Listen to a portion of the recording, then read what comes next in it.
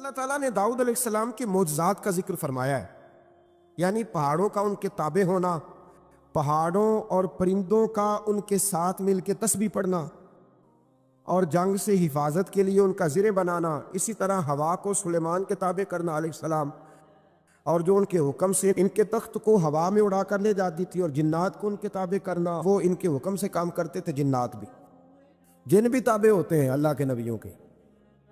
جب نبی پاک طائف سے واپس آئے تھے تو حضور پریشان تھے، تو جنوں کی جماعت نے آ کے کلمہ پڑھا، کہا یا رسول اللہ اگر وقتی طور پر انسان نہیں مانتے تو ہم تو حاضر ہیں نا، ہمیں کلمہ پڑھا دیں۔ جن رسول اللہ کے غلام بنے۔ تو حضرت سلیمان کا تخت بھی ہوا میں اڑتا تھا۔ کبھی کسی زمانے میں لوگ اس پر اعتراض کرتے تھے کیسے اڑ سکتا ہے، جب سے جہاز اڑنے لگ گیا ہے نا، اب سائنسدانوں نے اس پہ اعتراض کرنا چھوڑ دیا ہے، باقی بھی ساری چیزوں پہ چھوڑ جائیں گے آہستہ آہستہ۔ انسان سے مجبوری میں کوئی کام ہو جائے تو وہ تو معاف ہوتا ہے، لیکن وہ کہے کہ میں بھول گیا تھا، میرا دھیان نہیں رہا تھا، مجھے یاد نہیں رہا تھا، تو یہ غفلت ہے۔ تو غافل اب جب آپ ہو جاتے ہیں تو پھر غفلت انسان کو روز بروز زیادہ غافل کرتی جاتی ہے۔ مال کماتے کماتے مقصد مال نہیں بنانا، دولت حاصل کرتے کرتے محبت دولت کی نہیں دل میں پیدا کرنی، بال بچے، گھر بار، مکان، اس کے پیچھے بھاگتے بھاگتے ایسا نہ ہو کہ پلٹ کر دیکھیں تو ہمارا بہت سا روحانی، فکری اور ذہنی نقصان ہو چکا ہو۔ بہت سارے لوگ ہم میں سے ایسے ہیں جو الحمدللہ مقصود نہیں دولت کو بناتے، جن کا مقصود رزق حلال ضرور ہے، لیکن وہ اس کو اپنے ذہن پہ سوار نہیں کرتے، صرف دولت کی ہو کے زندہ نہیں ہے، وہ اللہ کے بندے بن کے زندہ ہے، رسول اللہ صلی اللہ علیہ وسلم کے غلام بن کے فخر محسوس کرتے۔ دولت کی طرف جتنی زیادہ ہماری توجہ ہو گئی ہے اور مال کی جانب جتنا زیادہ ہمارا ذہن ہو گیا، سارے رشتے مال میں تلنے لگ گئے، ہر چیز کو اسی عینک سے دیکھا جانے لگا ہے۔ اللہ تعالیٰ نے قرآن مجید میں ارشاد فرمایا کہ یا ایھا الذین آمنوا لا تلہکم اموالکم ولا اولادکم عن ذکر اللہ، اے ایمان والو تمہارا مال اور تمہاری اولاد تمہیں اللہ کے ذکر سے کہیں غافل نہ کر دے۔ اولاد بھی تمہاری ہے، مال بھی تمہارا ہی ہے، رہے گا بھی تمہارے پاس، لیکن اس کی موجودگی میں غافل نہ ہو جانا، غافلوں جیسی زندگی نہ بتانا۔ جو لوگ سڑک کو منزل بنا لیتے ہیں وہ رستے میں رہ جاتے ہیں۔ سڑک جو ہوتی ہے وہ راستہ ہوتی ہے، منزل نہیں ہوتی۔ یہ جو رزق ہے، دولت ہے، مال ہے، اولاد ہے، یہ تو سارا رستہ ہے اللہ کی طرف جانے کا، کہ تھوڑا سا رزق حلال کمائیں، کمر سیدھی ہو جائے، اور پھر ہم اپنے رب کریم کی عبادت کریں۔ ہم رزق حلال کمائیں تاکہ ہم ہاتھ پھیلانے سے بچیں، اور ہم اللہ کے بندوں کی ضروریات کا خیال کریں، دین کے کاموں میں اپنے آپ کو مشغول کریں، کچھ نہ کچھ اپنا حصہ پیش کریں۔ یہ مقصود تھا، یہ منزل نہیں، یہ تو صرف ایک رستہ تھا۔ ہم نے اب کیا کیا ہے کہ یہی چیز ہماری منزل بن کے رہ گئی ہے۔ رات پیسے گننا، سویرے اٹھ کے پھر گننا شروع کر دینا، پیسوں میں رشتوں کو تولنا، پیسے کے ساتھ ہی اپنے آپ کو ہر وقت لگائے رکھنا، الجھ کے رہ گئے ہیں لوگ، الجھ کے، اور پھر کوئی بندہ جیت نہیں رہا۔ ہمارے دادا بھی یہی کہتے تھے کہ کچھ پیسے کمانے ہیں تاکہ بچے پال لوں، یہ کہتے کہتے چلے گئے۔ ہمارے ابا بھی یہی کہتے تھے، پھر اس کے بعد ہم نے بھی یہی بولنی شروع کر دی ہے، تو جیتا تو کوئی بھی نہیں، جیتا تو کوئی بھی نہیں۔ مال کو ضرور حاصل کرے۔ حضرت بہاءالحق نقشبند بخاری رحمۃ اللہ علیہ فرماتے، میں نے مینا کے میدان میں ایک نوجوان دیکھا جو لاکھوں کا کاروبار کر رہا تھا، لاکھوں کا، دیناروں کا کاروبار کرتا تھا، سونے چاندی ہیرے جواہرات کا کام کرتا تھا، لیکن فرماتے میں نے اس کے دل پہ نظر ڈالی، لاکھوں کا کام کرتا تھا پر اس کا دل ایک منٹ کے لیے بھی اپنے رب کی یاد سے غافل نہیں تھا۔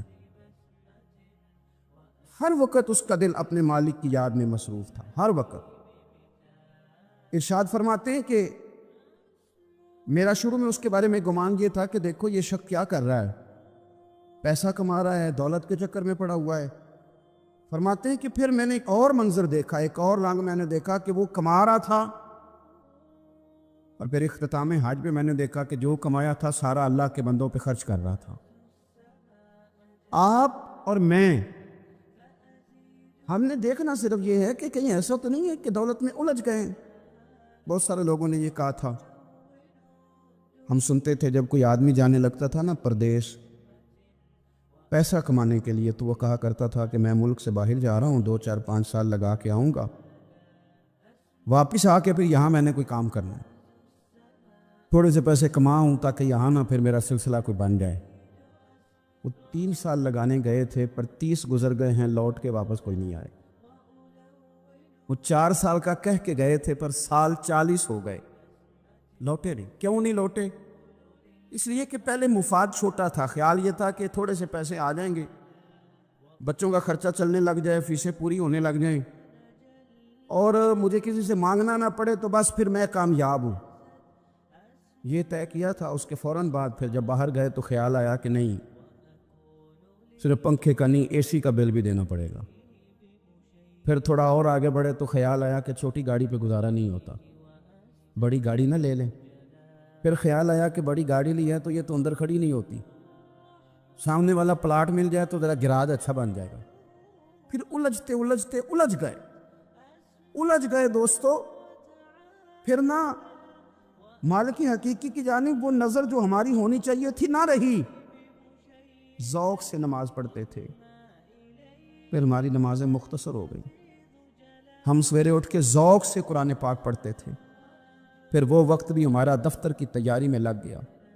رات درود شریف پڑھتے تھے، لیکن وہ بھی سارا ہمارا حساب کتاب میں وقت گزر گیا۔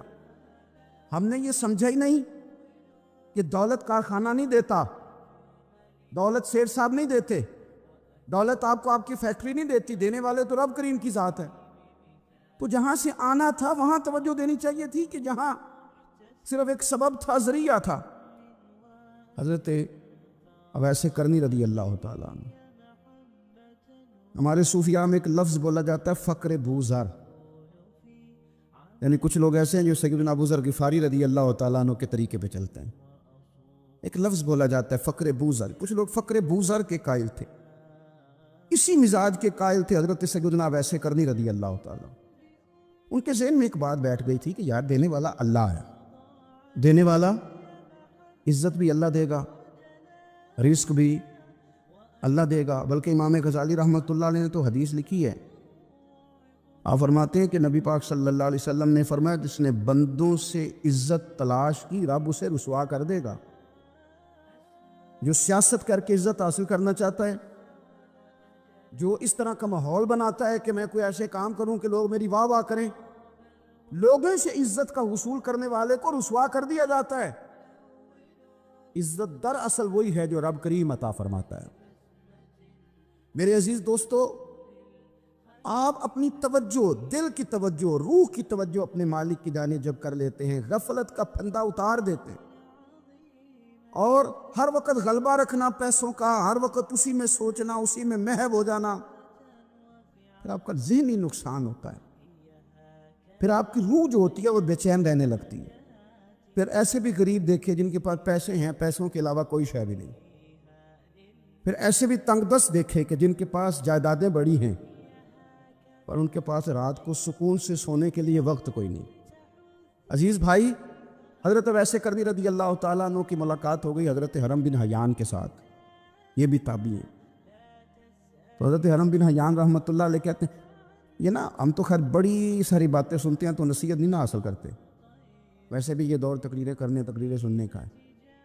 جو عمل کرنے والے لوگ تھے ان کا کیا طریقہ تھا کہ وہ 1-2 جملے کافی تھا، علم و بس کری ہو یار، وہ ایک کوئی حرف تیری درکار، جملہ ایک بھی تیرے لیے کافی ہے، لیکن شرط یہ ہے کہ تو عمل کا ارادہ رکھتا ہو، تیرا خیال ہو کہ عمل کرنا ہے۔ وہ لوگ نا مختصر سی باتیں کرتے، مختصر سی نصیحتیں کرتے، لیکن وہ اخذ جلدی کرتے، اس میں سے اپنے لیے خیر جلدی تلاش کرتے۔ حضرت حرم بن حیان کی ملاقات ہوئی حضرت اویس کرنی رضی اللہ تعالیٰ عنہ کے ساتھ، تو حضرت حرم بن حیان کہتے ہیں میں نے عرض کی حضور میں کسی ملک میں جا کے رہنا چاہتا ہوں، کہیں سکونت اختیار کرنا چاہتا ہوں، یہاں سے ہجرت کرنا چاہتا ہوں، تو مجھے کوئی آپ مشورہ دیں میں کہاں جاؤں؟ تو فرماتے ہیں کہ میں نے جب یہ سوال کیا تو حضرت ویسے کرنی نے مجھے اشارہ دیا، فرمانے لگے ملک شام چلا جا۔ کہتے میں نے اگلا سوال کیا حضور وہاں جا کے کاروبار کیا کروں گا، رہوں گا کیسے، کھاؤں گا کہاں سے؟ تو فرماتے ہیں حضرت ویسے کرنی نے رومال اٹھایا، کندھے پہ رکھا اور چلنے لگے۔ میں نے کہا حضور آپ نے سوال کا جواب ہی نہیں دیا۔ تو فرمانے لگے جس دل کو ابھی تک یہی یقین نہیں آیا کہ روزی کون دیتا ہے، اسے میں نصیحت کیا کروں؟ میں تجھے نصیحت کروں جسے آج تک یہی نہیں پتا کہ روزی کون دیتا ہے؟ تو ابھی تک اپنے دل کو پکا ہی نہیں کر پایا کہ روزی رب دیتا ہے؟ او خدا کے بندے کیا نصیحت کروں تجھے؟ تو ابھی تک یہاں اڑا ہوا ہے۔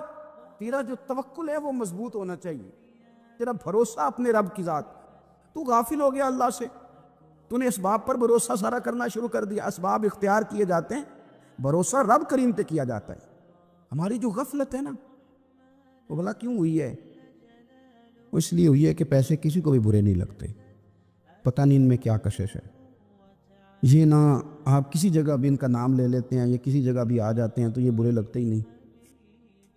یہ جناب بڑی بڑی فقیری کا دعویٰ کرنے والے اور لوگوں کو طریقت اور تصوف کا درس دینے والے، ان کو بھی اچھے لگتے ہیں۔ یہ تو جناب جو لوگوں کو کہہ رہے ہیں فقیر ہو جاؤ فقیر ہو جاؤ، وہ خود امیر ہوتے جا رہے ہیں۔ یہ پتہ نہیں ان میں کیا ہے ایسا خاص۔ ہمارے ایک استاد تھے تو مزاج میں بڑی ظرافت تھی، حالانکہ بڑے اللہ والے بندے تھے، تو بات بڑی وہ دل لگی کیا کرتے تھے۔ تو ایک دن ہم نے پوچھا استاد جی خوشبو کون سی اچھی لگتی ہے؟ کہنے لگے بیٹا جو پیسوں میں سے آتی ہے وہ مجھے بڑی اچھی لگتی ہے، اس لیے کہ ملتے کم ہیں۔ ہمارا نا جب اس طرح کا ذوق بن جاتا ہے نا، آپ مزاج بنا لیتے ہیں پیسوں کا۔ لوگ سمجھتے ہیں کہ غریبی کا ڈر شاید زیادہ ڈر ہے، لیکن کبھی آپ دروازہ رسول پہ جائیں نا تو حضور نے تو کوئی اور ڈر بیان کیا ہے۔ حضرت ابو عبیدہ بن جراح رضی اللہ تعالیٰ عنہ بحرین سے نا مال لے کے آئے بہت سارا، حضور نے بھیجا، جزیہ لینے گئے، یا مال غنیمت کا کچھ مال تھا، آپ لے کے مسجد میں آئے تو لوگوں کو پتہ چل گیا کہ آج مال آیا ہے۔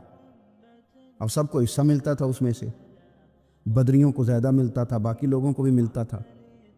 تو فجر کی نماز کے بعد لوگ گھروں کو جایا کرتے تھے، لیکن آج پتہ چلا نا مال آیا ہے۔ تو یہ سیاستہ میں حدیث موجود ہے، سب لوگ مسجد میں بیٹھے رہے۔ حضور علیہ السلام نے فرمایا تمہیں پتہ چل گیا مال آیا ہے؟ عرض کی حضور ہاں۔ فرمایا تمہیں بانٹنے لگے ہیں، دینے لگے ہیں۔ ہم نا غریبی سے ڈرتے ہیں، ہم اپنے بچوں کے لیے دعا کرتے ہیں ان پہ غربت نہ آئے، ہم اپنے بہن بھائیوں کے لیے دعا کرتے ہیں ان پہ غربت نہ آئے، کرنی چاہیے۔ لیکن ذرا اس حدیث کے مفہوم کو بھی دیکھیے گا۔ نبی پاک صلی اللہ تعالیٰ علیہ وآلہ وسلم نے فرمایا تمہیں دینے لگے ہیں، مال آ گیا ہے، لیکن میرے قریب نے اپنی امت کے لیے جس چیز کا ڈر محسوس کیا وہ کیا ہے؟ حضور کے دل میں کس چیز کا خدشہ تھا وہ کیا ہے بیان کیا۔ حضور فرمانے لگے لوگو مجھے تم پر غربت کا ڈر نہیں، یہ ڈر نہیں کہ تم غریب ہو جاؤ گے، بلکہ مجھے تو ڈر ہے کہ تم پر دولت پھیلا دی جائے گی، تم زیادہ مالدار ہو جاؤ گے۔ خوف غریبی کا نہیں، خوف تمہارے مال کا ہے۔ اور حضور فرماتے ہیں کہ پھر تم انہی باتوں میں مبتلا ہو جاؤ گے جن میں پرانی امتیں مبتلا ہوئی تھی، اور جب وہ اللہ کی نافرمانی میں مبتلا ہوئی تھی تو پھر وہ ہلاک کر دی گئی تھی۔ مجھے ڈر ہے، مجھے ڈر ہے۔ ہاں جہاں دولت آتی ہے وہاں سستی بھی آتی ہے، جہاں دولت آتی ہے وہاں معاذ اللہ عیاشی بھی آتی ہے، جہاں دولت زیادہ آ جاتی ہے وہاں پھر لوگ ہر چیز کو دولت میں تولنے لگتے ہیں۔ جہاں دولت زیادہ آتی ہے میرے بھائی، پھر لوگ سمجھتے ہیں کہ ہر چیز میں خرید لوں گا، پھر لوگوں کے ذہنوں کے اندر اس طرح کا فطور آتا ہے۔ حضور نے فرمایا مجھے ڈر ہے تمہارے دولت مند ہونے کا، ڈر ہے دولت مند ہونے کا۔ یارو اپنے پیسوں سے ڈرا کرو، اپنی جائیدادوں سے ڈرا کرو، اپنے مال سے ڈرا کرو۔ وہ ہم نے جو بڑے بڑے محلات تعمیر کرنے شروع کیے ان سے ڈرا کرو، اس لیے کہ حضور نے فرمایا مجھے ڈر ہے۔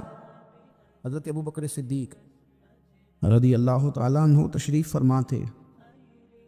ہمارے نا بچے بہت زیادہ آسانی مانگتے ہیں۔ اقبال نے کہا لہو مجھ کو رلاتی ہے جوانوں کی تن آسانی۔ جب میں جوانوں کا مزاج دیکھتا ہوں نا کتنے آرام پسند ہو گئے ہیں تو پھر میری آنکھوں سے لہو بہتا ہے۔ لہو مجھ کو رلاتی ہے جوانوں کی تن آسانی، ان کا وجود اتنا آسانی کا ماحول لینا چاہتا ہے، ذرا سی بھی کوئی تکلیف آپ دیکھ لیں، لائٹ بند ہو جائے تو مصیبت کھڑی ہو جاتی، کسی جگہ چند منٹ کے لیے آدھے گھنٹے کے لیے ٹریفک بند ہو جائے تو مثلاً کیا ہو جائے گا، لیکن یہ کہ طبیعتوں میں تلخی، اور جب وہ گاڑیاں آہستہ آہستہ چلتی ہیں تو ایک دوسرے سے آگے بڑھنے کی وہ شدت، وہ ہمارے مزاج میں ایک دوسرے کے بارے میں دل میں بڑے بڑے جملے، کیوں؟ اس لیے کہ ہماری طبیعت آسانی پسند ہے، ذرا سی بھی کوئی رکاوٹ ہم نہیں برداشت کرتے، تھوڑی دیر کے لیے ٹھہرنا پڑ جائے ہمارے لیے بڑا مشکل کام ہے۔ داتا صاحب رحمۃ اللہ علیہ نے کشف المعجوب کے اندر لکھا ہے کہ صوفیاء کا ایک گروہ ایسا گزرا ہے جو ملامتی کہلاتے ہیں، ان کو لوگ برا کہیں تو وہ خوش ہوتے ہیں، وہ سمجھتے ہیں جب لوگ تنقید کرتے ہیں تو نفس پہ بوجھ پڑتا ہے، جب کوئی دل توڑتا ہے تو اللہ کی بارگاہ میں رونا آسان ہو جاتا ہے۔ ایک گروہ گزرا ہے صوفیاء کا، وہ پسند کرتے ہیں اس چیز کو، یہ بہت زیادہ تعریف، توصیف، نعرے، شور، یہ بعض اوقات نفس کے تکبر کا سبب بنتا ہے۔ آپ ملاحظہ کر لیں، حضرت ابو بکر صدیق رضی اللہ تعالیٰ عنہ سے یہ سلسلہ چلا ہے، کس قدر زیادہ تانے تھے ان کے لیے، کتنی زیادہ آزمائش تھی ان کے لیے، کتنا زیادہ پریشانی کا سامان تھا، لوگ کیا کچھ کہتے تھے، اور پھر یہ سلسلہ تمام صحابہ کے لیے اسی طرح رہا۔ آپ لوگ جن لوگوں کی تعریف کرتے ہیں یہ ضروری نہیں کہ باقی بھی سارے ان کی تعریف کرتے ہوں۔ امام علی مقام سیدنا امام حسین رضی اللہ تعالیٰ عنہ کا ہم دن مناتے ہیں، پوری امت مسلمہ امام حسین رضی اللہ تعالیٰ عنہ کی عظیم قربانی کی یادگار مناتی ہے، تو سارے کلمہ گو تو ایسا نہیں کرتے۔ آج بھی ڈھیروں لوگ ہیں جو تانا دیتے ہیں، اس کو سیاسی جنگ کہتے ہیں۔ دین کے لیے یہ جو آزمائش رہی، یہ جو تانا رہا، یہ جو تنقید رہی، یہ اس کا حسن رہا، یہ چیز اس کو نکھارتی ہے، یہ اس کے اندر تازگی پیدا کرتی ہے۔ جب آپ کو راہ دین میں کوئی برا کہتا ہے تو آپ کے لیے وہ چیز مزید حسن کا سامان پیدا کرتی ہے، آپ کے لیے مزید بہتری ہوتی ہے۔ داتا صاحب رحمۃ اللہ تعالیٰ علیہ نے خود لکھا ہے، داتا صاحب فرماتے ہیں کہ ایک طریقت کا ایک مسئلہ میرے لیے بن گیا تھا۔ روحانی سفر انسان کر رہا ہوتا ہے نا، جب بڑے اچھے اس کے اوراد و وظائف چل رہے ہوتے ہیں، عبادات چل رہی ہوتی ہیں، تہجد میں بوجھ نہیں ہوتا اس کے لیے اٹھنا، تلاوت قرآن پاک صحیح کر رہا ہوتا ہے، اگر مراقبے پہ بیٹھا ہے تو صحیح بیٹھا ہوتا ہے، اس کے اسباق صحیح چل رہے ہوتے ہیں، کئی دفعہ رکاوٹ آ جاتی ہے، اس کی کوئی نہ کوئی وجہ ہوتی ہے، یہاں تو کہیں غلطی ہو جاتی ہے، یا انسان کوئی ایسی بھول کر بیٹھتا ہے جس کے نتیجے میں بریک لگ جاتی ہے۔ داتا گنج بخش علی حجویری رحمۃ اللہ تعالیٰ علیہ ارشاد فرماتے ہیں کہ میرا طریقت کا کوئی مسئلہ بن گیا، روحانی سفر جو میں طے کر رہا تھا۔ آج کل تو خیر سارے لوگ طے کر کے بیٹھے ہوئے نا، ہم سارے سفر، ہم تو مسافر ہے ہی نہیں، ہم نے تو مکمل کر لیا سفر۔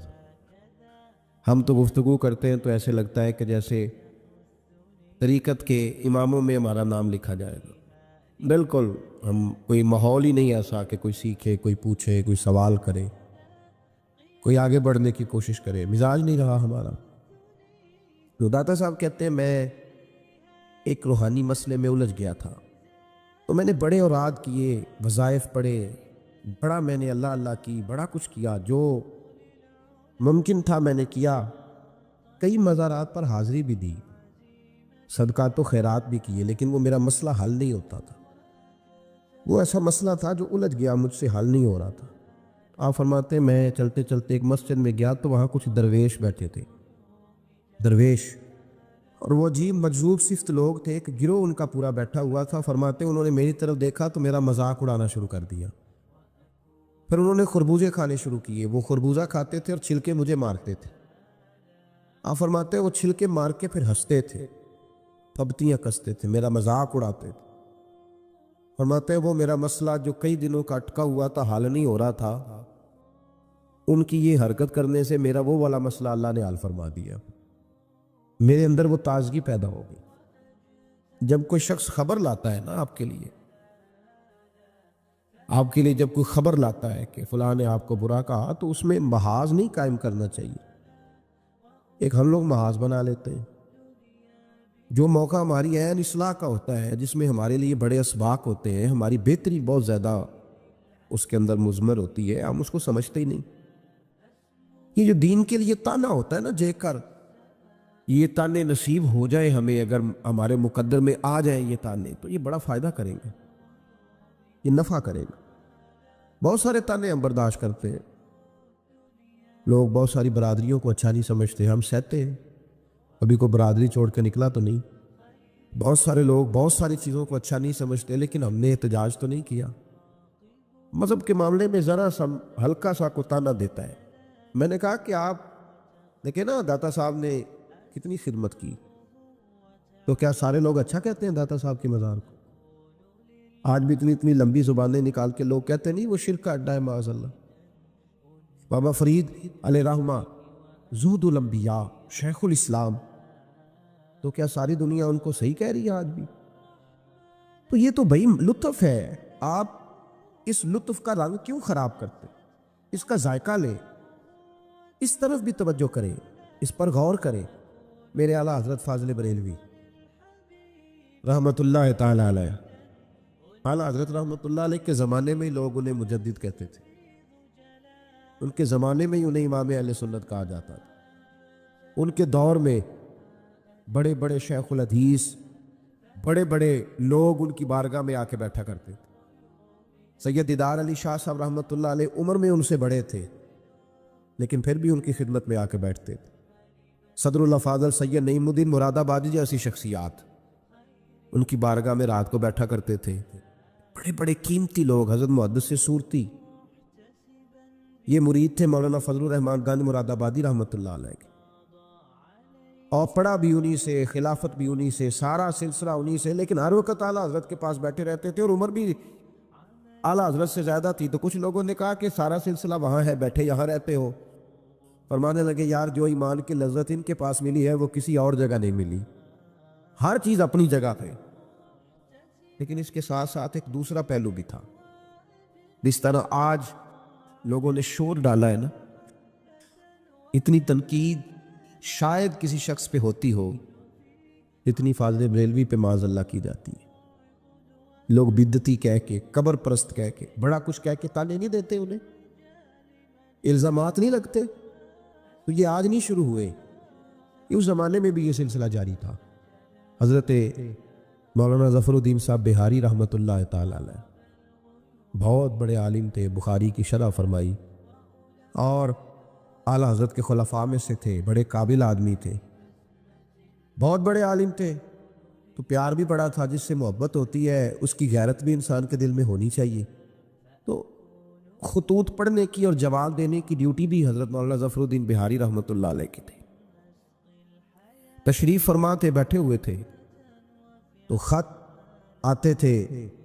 اب ہمارے ہاں ٹیلی فون آتے ہیں، کام آسان ہو گیا ہے. پرانے زمانے میں خطوط آیا کرتے تھے، اور خطوط کے جواب لکھنا ایک بہت بڑا کام ہوتا تھا. باقاعدہ مشائخ کے پاس کچھ لوگ ایسے موجود ہوتے تھے جو صرف خطوط کے جواب دیتے تھے، اور اگر کوئی فتوے کا معاملہ ہوتا تھا تو وہ فاضل بریلوی علیہ رحمہ خود لکھا کرتے تھے.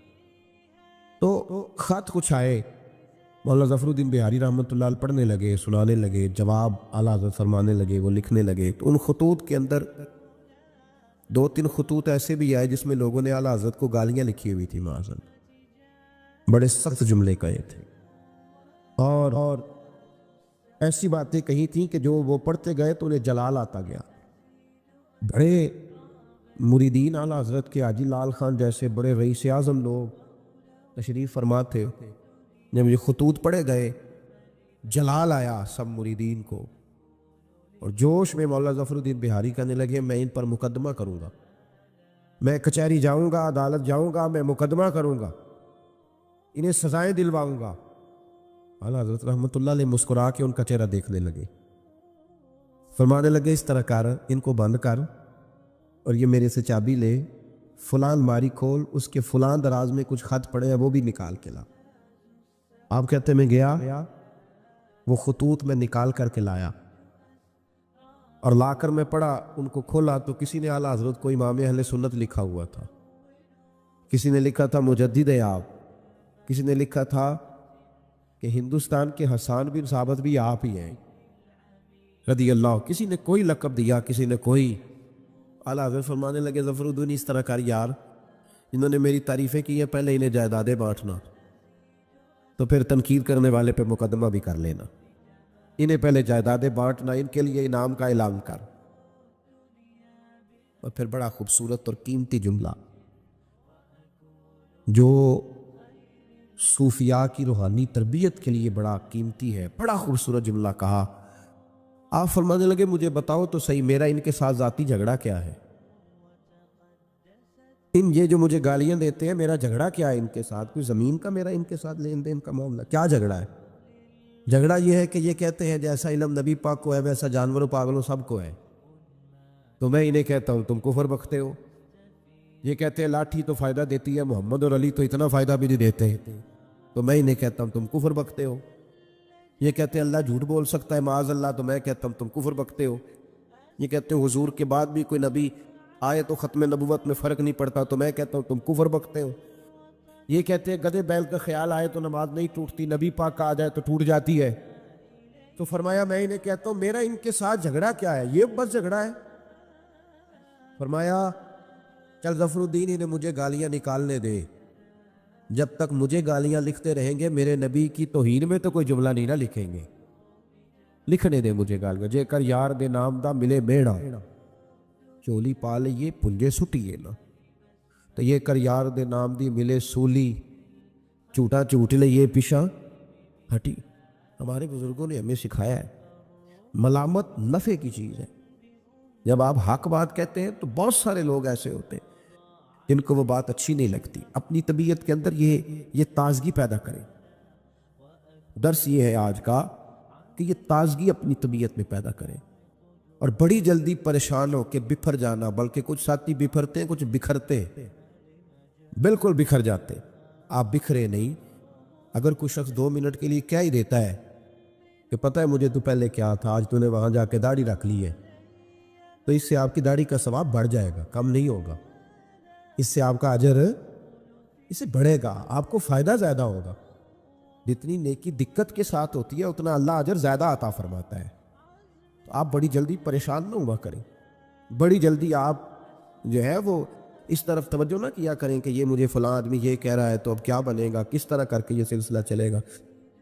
یہ ہمارے بزرگوں نے، ہمارے مشائخ نے، ہماری تربیت کرنے والوں نے یہ اسباق ہمیں پڑھائے کہ اس سے فائدہ ہوتا ہو، اس سے نفع ہوتا ہے۔ بہت سارے لوگ کہتے ہیں میں نے داڑھی رکھ لی تو میرے اندر بڑی کمی ہے، تو لوگ کہیں گے، بہت سارے لوگ تانا دیتے ہیں داڑھی رکھ کے تو اس طرح کرتا ہے۔ تو بھائی بات یہ ہے کہ داڑھی رکھنے کے بعد معصوم کون ہو جاتا ہے؟ یہ کس نے فتویٰ دیا ہے کہ جو رکھ لے وہ معصوم ہے، اب اس سے غلطی نہیں ہوگی؟ تو گناہ چھوڑنے کی کوشش کرنی چاہیے، بلکہ میرا تو نظریہ یہ ہے کہ داڑھی بہت سارے گناہوں سے بچا لیتی ہے بندے کو، بہت ساری گناہوں سے داڑھی بندے کو یہ محفوظ کر لیتی ہے، یہ چیزیں آپ کو بچائیں گی، آپ کا تعارف پڑ جائے گا، آپ کے لیے لوگ اچھے جملے کہنے لگ جائیں گے، خیر کا فکر آپ کے لیے ادا کیا جائے گا۔ اس لیے نیکی کے راستے میں جب کوئی آدمی کوئی کسی جگہ پہ کسی شخص کو برا کہے، پھر ایک اور سوال ہے، اس کا جواب بھی بڑا ضروری ہے۔ کہتے ہیں جب میں برا تھا مجھے کوئی تنگ نہیں کرتا تھا، کسی کی طاقت نہیں ہوتی تھی، اب میں اچھا ہو گیا ہوں تو سارے چڑھائی کر جاتے ہیں۔ او بھائی بات سنو، بڑی سادی سی بات، میں نے شاید پہلے بھی ایک دفعہ یہ جملہ کہا تھا آپ کو سمجھاتے ہوئے، پھر کہتا ہوں۔ میرے محبوب پاک صلی اللہ تعالیٰ علیہ وسلم کی سیرت کے جو کمالات ہیں ان میں سے ایک بہت بڑا کمال یہ ہے کہ نبی پاک کی ذات تک لوگوں کی رسائی بڑی آسان تھی، آسان رسائی تھی، کسی کو مشکل، کسی کو دقت نہیں ہوتی تھی حضور تک پہنچنے میں، آسان رسائی۔ اگر کچھ شخص سمجھنے لگ گیا تیرے بارے میں کہ تجھے میں کچھ کہہ لوں گا تو اب یہ کچھ کہے گا نہیں، تو اس میں حرج کیا ہے؟ کیا حرج ہے؟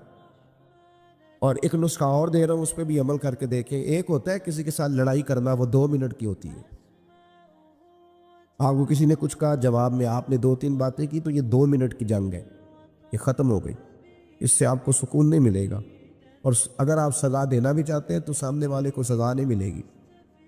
لیکن اگر سامنے والے نے سخت جملہ کہا اور آپ نے مسکرا کے اسے دیکھا اور پھر آپ نے خاموشی اختیار فرمائی۔